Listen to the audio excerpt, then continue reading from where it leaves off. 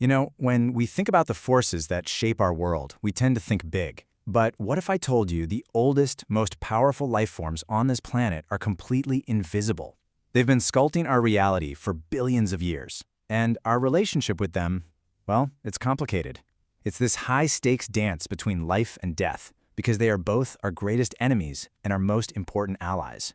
So let me just ask you this. When you picture the most powerful architects on Earth, what comes to mind? Giant volcanoes? The slow, grinding force of tectonic plates? Maybe humanity?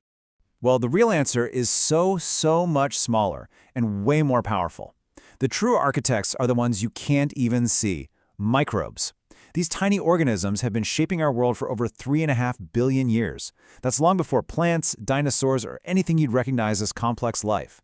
And their whole deal is this constant dance between building things up and tearing them down. So let's start with the side of the story we're all a little too familiar with, right? Microbes as the bad guys. For literally all of human history, we've been locked in this relentless, microscopic arms race with these architects of disease. And you gotta admit, their tactics for getting past our defenses are pretty ingenious. Okay, so tactic number 1, infiltration. How do they get in? Well, some bacteria cook up this enzyme called hyaluronidase. Now, think of hyaluronic acid as the kind of like the mortar holding the bricks of our cells together. This enzyme just dissolves that mortar, letting the bacteria flood right through our tissues. It's not like they're breaking down the door, they're literally melting the wall. Once they're inside, they've got to protect themselves, and one way they do that is by building a fortress. Some of them form these thick, slimy capsules that are super hard for our immune cells to get a grip on. Others team up to create these super organized communities called biofilms. You know the plaque on your teeth? That's a perfect example. It's basically a tough microbial city built right on your teeth, shielding everyone inside from attack. But maybe their cleverest trick is the art of disguise. See, our immune system is trained to recognize a pathogen's face, those specific proteins on its surface.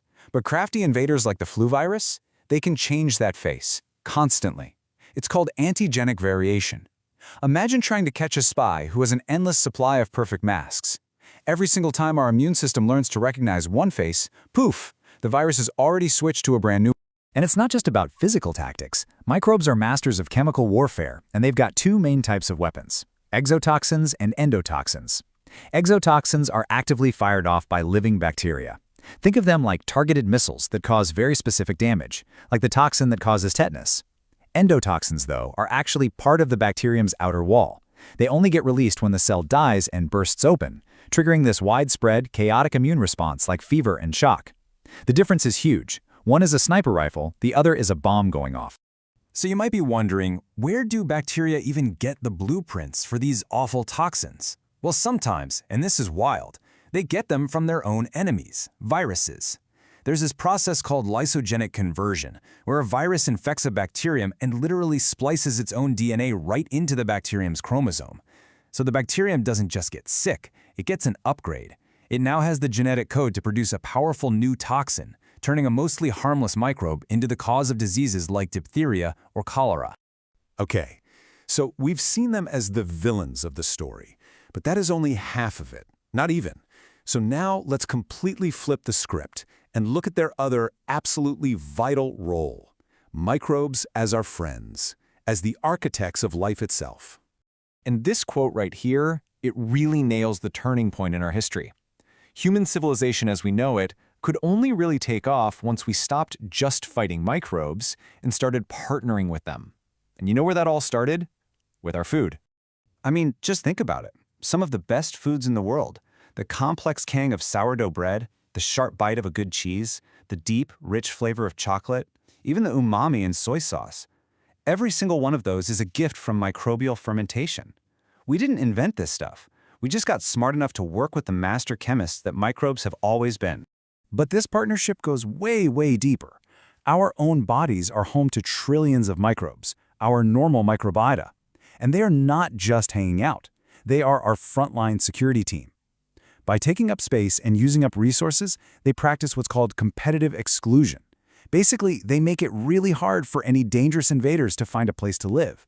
A great example is in the vagina, where friendly lactobacilli create an acidic environment that actively protects against infection. So once we realized how powerful they are, we did what humans do, we scaled it up, big time. Through something called industrial fermentation, we now use microbes as these microscopic chemical factories. We grow them in these huge controlled tanks called bioreactors to make all sorts of incredibly useful things for us. And the scale we're talking about is just mind-blowing. Get this. Every single year, these tiny factories turn out over 1 million tons of just one single product, glutamic acid. You probably know it as the flavor enhancer MSG. And that's just one example. It gives you a little taste of their massive industrial power.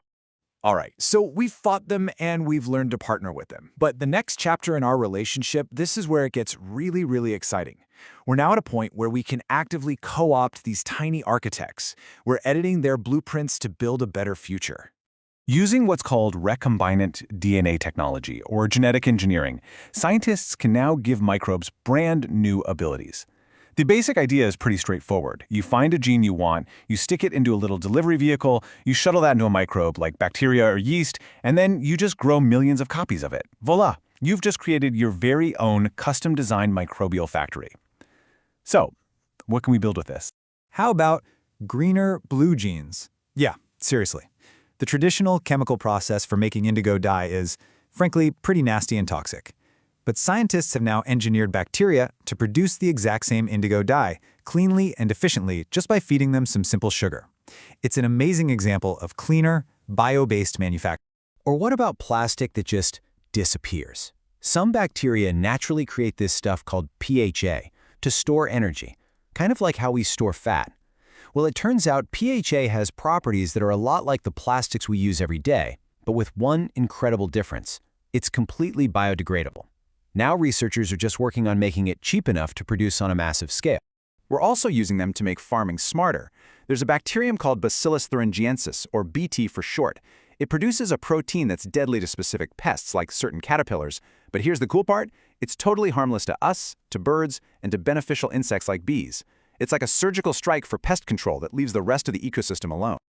Oh, and this one is one of my absolute favorites. Scientists are fighting horrible mosquito-borne diseases like dengue and Zika using another bacterium called Wolbachia. Now, when they infect mosquitoes with it, it does two incredible things. First, it acts like birth control, which crashes the mosquito population. And second, for the mosquitoes that do survive, it actually blocks the virus from even replicating inside them. It is such an elegant double whammy of a solution. So, what all of this really shows is that our future is just fundamentally tied to these tiny architects. Our ability to feed the world sustainably, to create new medicines, to find clean energy, to make new materials, all of it, every bit of it, depends on how well we learn to harness the power of this invisible world. I mean, think about the journey we've been on. We've gone from fearing microbes as our enemies to appreciating them as our partners, and now to actively redesigning them as our tools. And that leaves us with a pretty fascinating question to think about. As our power over this microbial world grows, what's our relationship going to look like in another 100 years? What new worlds will these invisible architects build for us next?